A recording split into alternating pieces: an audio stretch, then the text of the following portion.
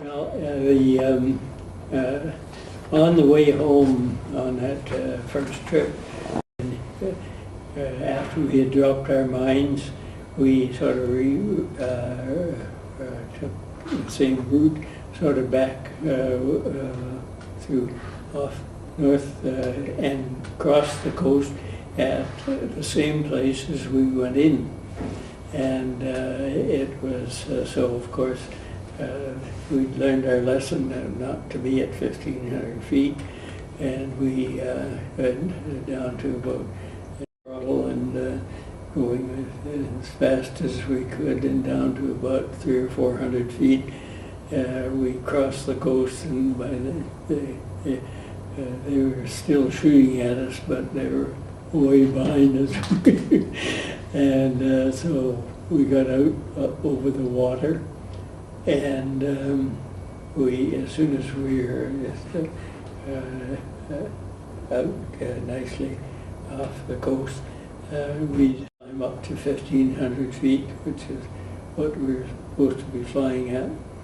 And we're just getting close to that when, and as I say, it was a bright moonlit night, and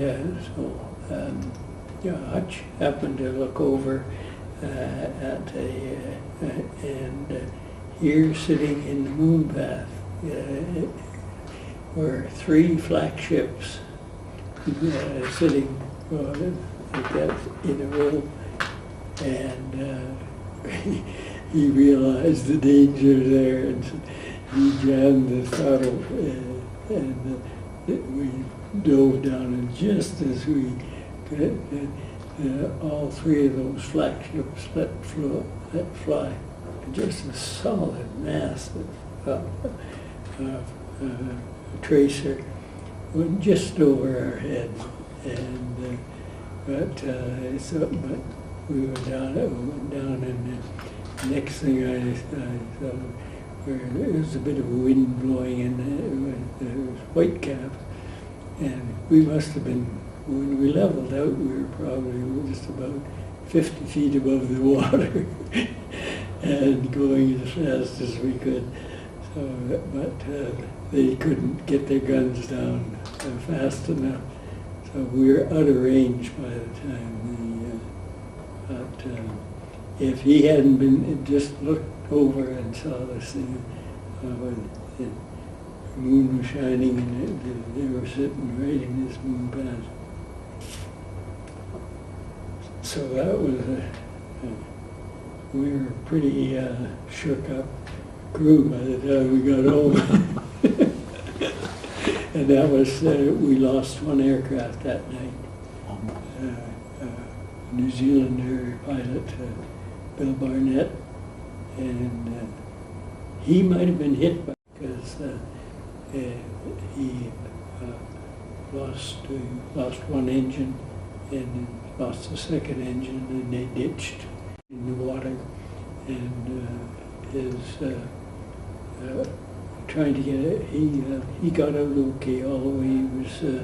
He hit his head pretty badly, and he was sort of half groggy, and he got out the top hatch, and when he got into his dinghy that he was sitting on, and he got in his dinghy, and he looked up, and his navigator was sitting on the edge of the escape hatch on the thing, and then he passed out, or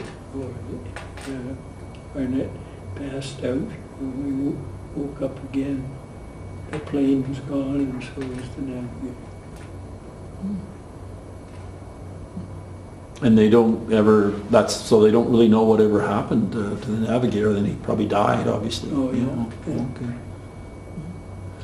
So I was going to ask you, Bob, a couple of the traditions at your squadron about the expressions, about the tail wheel and the Last Supper. Could you talk about those? Well, because tail wheel was tradition that for luck, you peed on the tail wheel before you took off.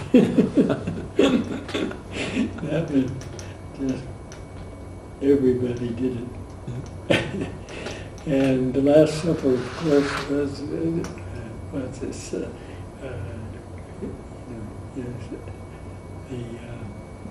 bacon and eggs was the only time you got that. And that was, so you referred to that Last Supper, and for some of the crews, it was the Last Supper.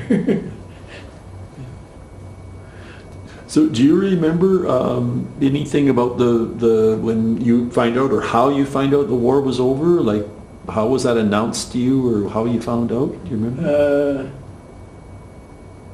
Well, I know, let's see, we had, we got confined to barracks. That was in DROs in the morning of the 8th, I guess. So while we were having breakfast, we knew the war was over. Oh, okay. So do you remember that, so someone just read an announcement, or that you were confined? Well, the DROs were, what the daily routine orders, and that was where you found out what was going to happen, whether you're on the battle order or whatever is going to take place that day. And so it was,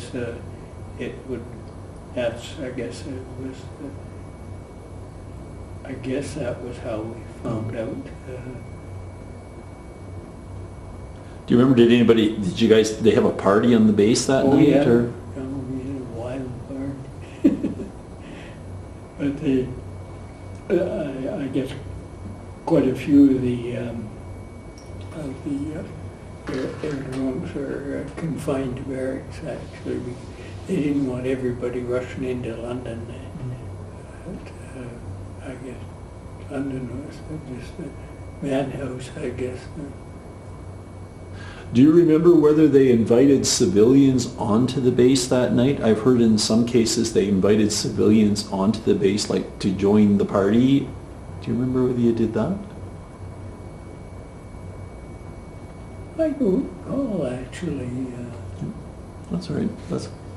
I suppose because there are all kinds of girls there.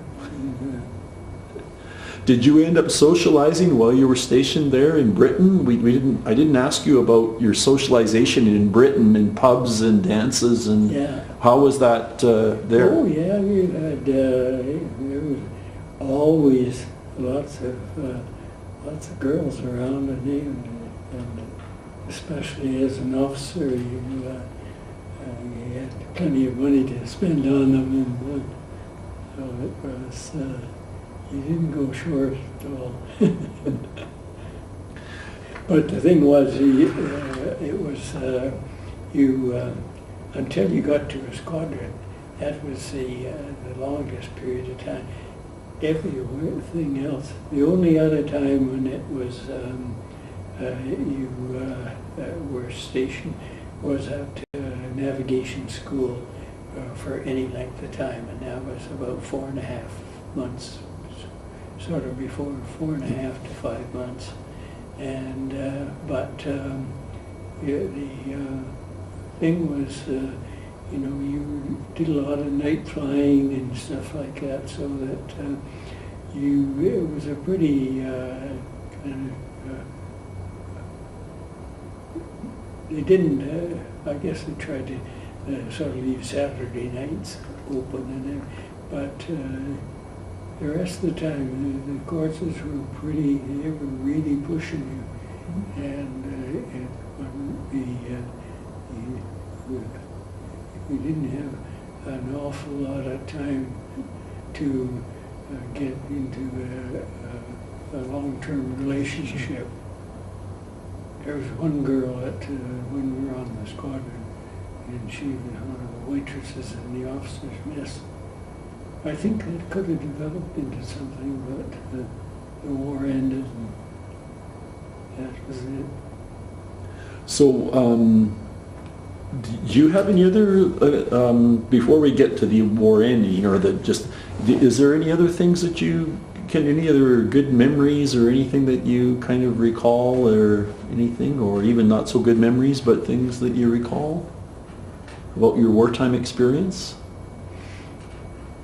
Well, it was, it actually, the Air Force was a little sort of different than either the Navy guys. Now, the Navy guys were the ones that were on the ships were, you know, it was a pretty rough life, but they didn't see an awful lot of action.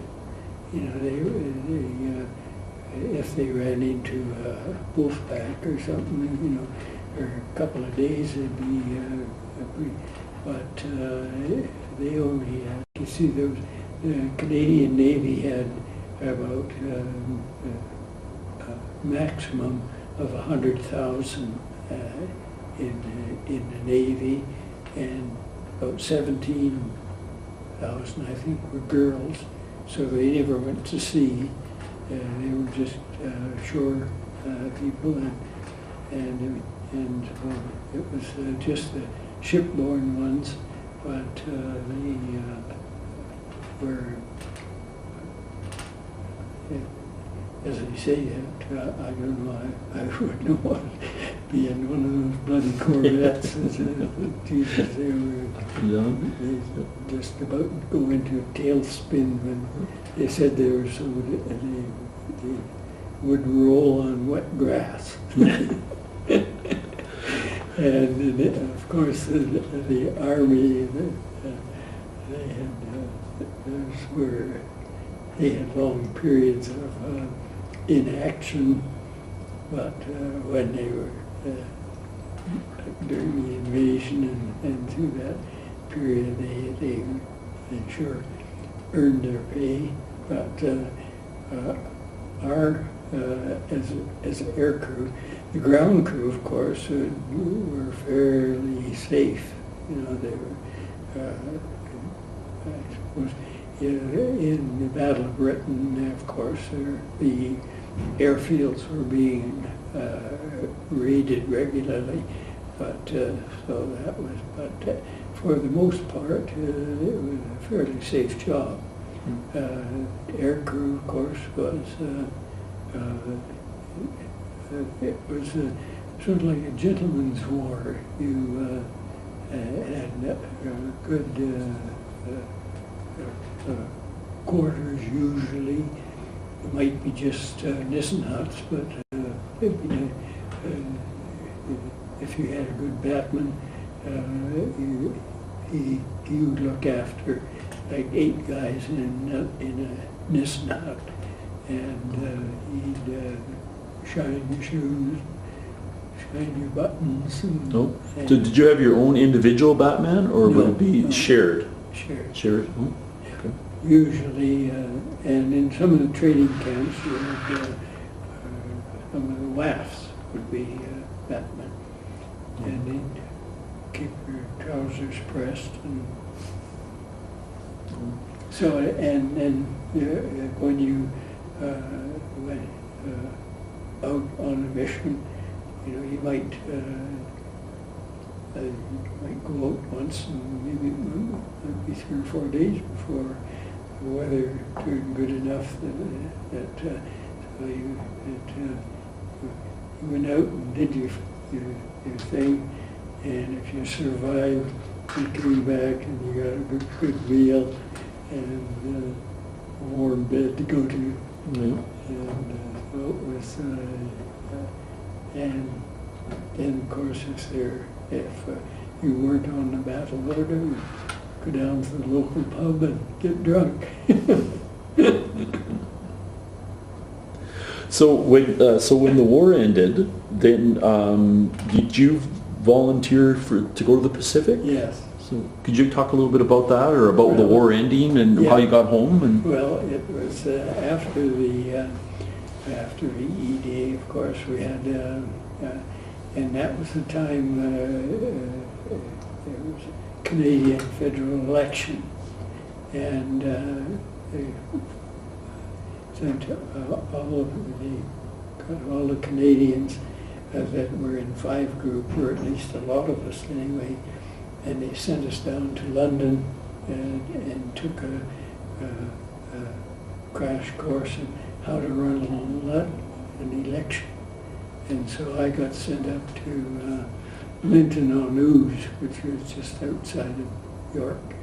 And the election lasted for a week because of the coming and goings of the various crews and stuff. So I was sent up there and given them some helpers, and so I ran the election, and that was where the old Mackenzie King won the election hands down, because he brought in this the baby bonus. See, and so he had practically every woman that was voted for the Liberal side. Just a whitewash. It was. And then we waited around about him. I guess the election ended sometime early, starting in June.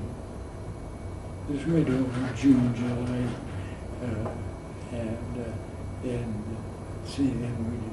we got sent up to this one airfield where all the Canadians were gathering, and on the 18th of July we were sent to Liverpool and got on the ship and went home.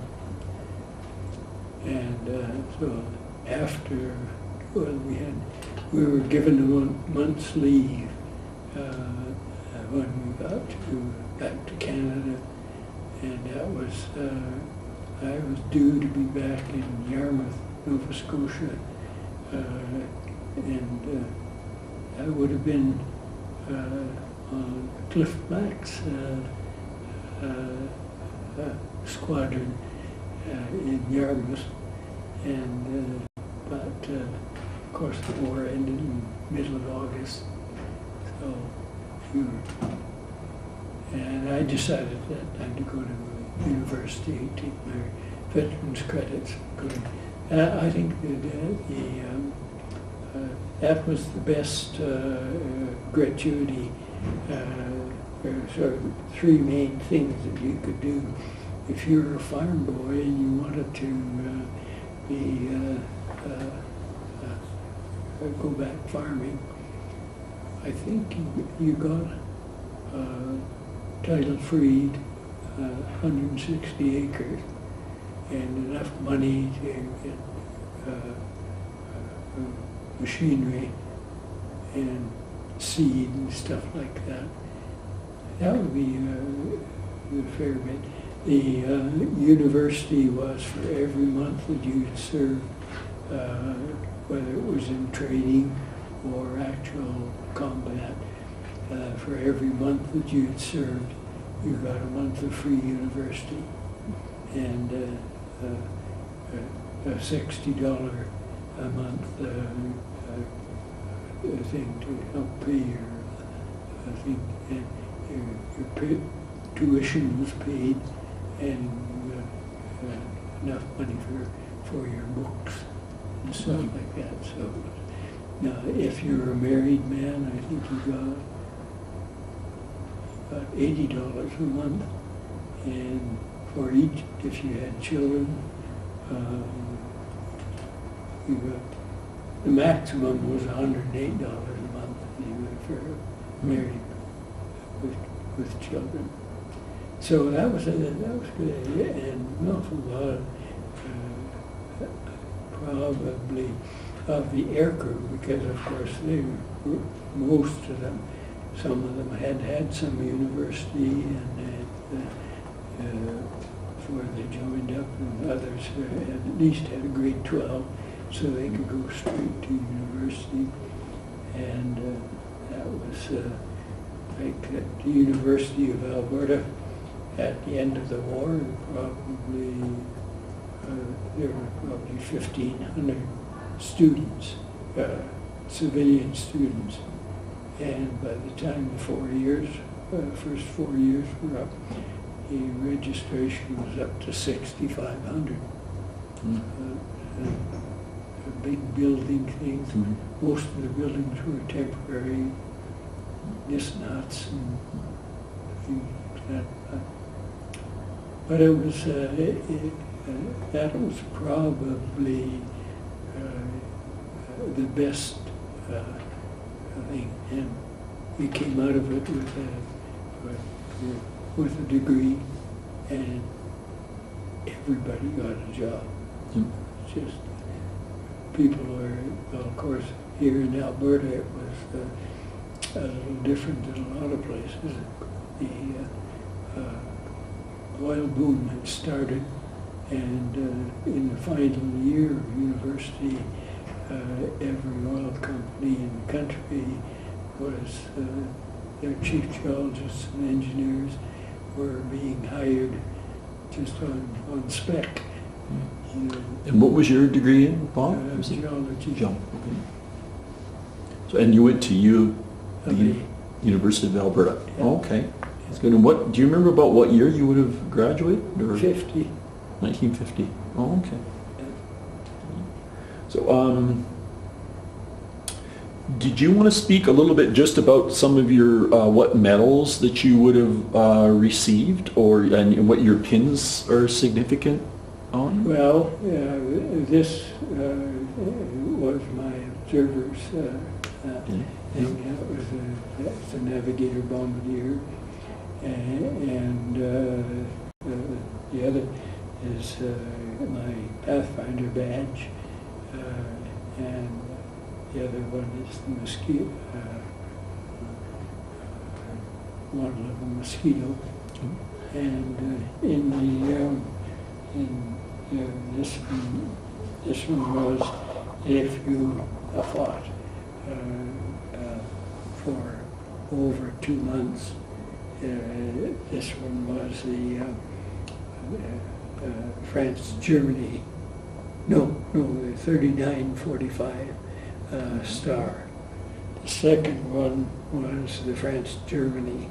If you fought over France and Germany, got this. This one was the Air Defence of Great Britain. Anybody that was an air crew out of Britain got this medal. And this one, they said, we used to say, everybody got one. And if you were overseas, you got a clasp. And this one was a victory medal. Yeah. Okay. That's good. So, any other last comments, Bob, on your war experience? Anything else you wanted to? I can't think. I think I told you just about everything. I was extremely lucky. I've never had any serious problems. Was never wounded. We had, well, in the 6 trips that we did, we never had a scratch on our aircraft. So I guess there's a lot of luck involved. Well, just on behalf of the museum, we want to, thank you. And it's excellent. You've got some really great moments and captured on there. Yeah. I just wanted to take a few minutes, and although this wasn't the mandate, I just wanted you to comment about you've been a main person for the preservation of the saving of the Calgary mosquito that's owned by the city of Calgary. So make a couple comments about that, maybe just that you'd have about what your involvement has been like towards that movement. Well, of course, when I started to work up at the Aerospace Museum, I was I had just come back from Denver, Colorado, where I had worked for a friend in a oil business down in Denver, and I had just returned there in the late 80s, I guess. At that time, they had just formed the Air Crew Association. anybody that had been an aircrew and had won a wing, and it was that was for Canadians and Brits and anybody in the Commonwealth that had won a wing was eligible to join this, and or any of our allies. Like so we've had guys from Norway and Czechoslovakia, the U.S. and of course all the Commonwealth, and it was and I guess that was where I became aware of the Aerospace Museum. So I joined, and so at first I was just a tour guide, and when they decided to start working on the that would be must have been about 15 years ago, I guess. They decided to start to finish off the Southwest triplane, and it had been worked on to the point where it was the framework, the fuselage, and wings were all finished. So they were just starting to do some of the covering, and so I was watching it while I was doing some of the tour guiding, and I asked them, I said, do you need some help? And they said, we always need help. And so I joined the group and sort of specialized in fabric work, and so I was there for quite a few years.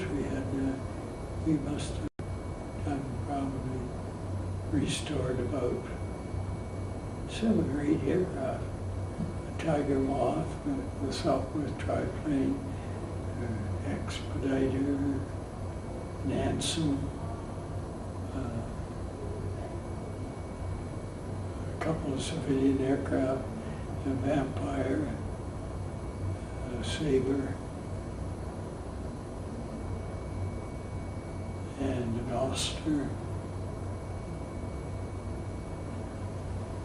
That was about it, but it was good. I had never done anything like that before, but I just, we had a lot of real expert guys that have worked their whole life in various jobs in building and restoring, repairing old aircraft.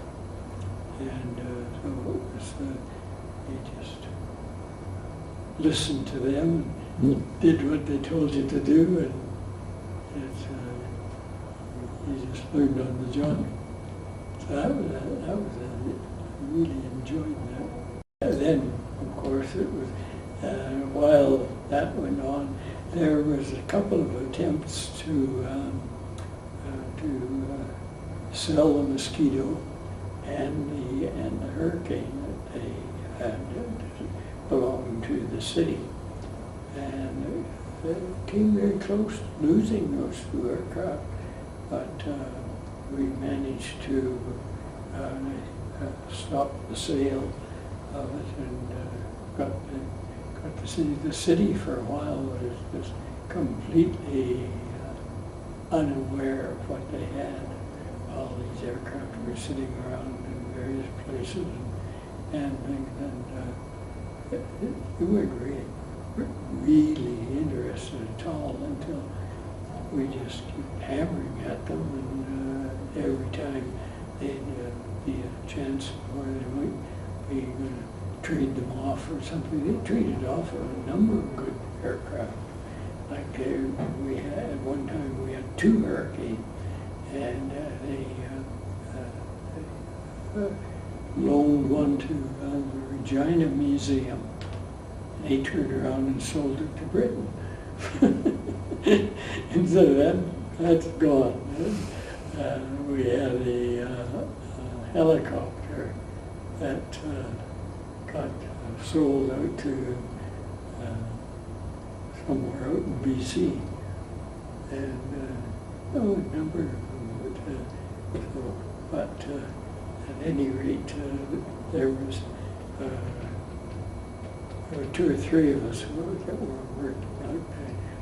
We really had a feeling by the hurricane and the thing. And so anytime one of these things came up, we'd go to the committee meetings and give them the song and dances, how valuable these things were, and we shouldn't be selling them. So we finally, at least we're almost there. Got one more hurdle when we finally got the city to realize that no, you're not going to sell, you're not going to let go any more aircraft out of Alberta. And so they passed that hurdle, and then so we finally got them down to where they were willing to put up $800,000 of city money if we could raise the equivalent amount. So now we're getting busy, but we've got a couple of small hurdles yet.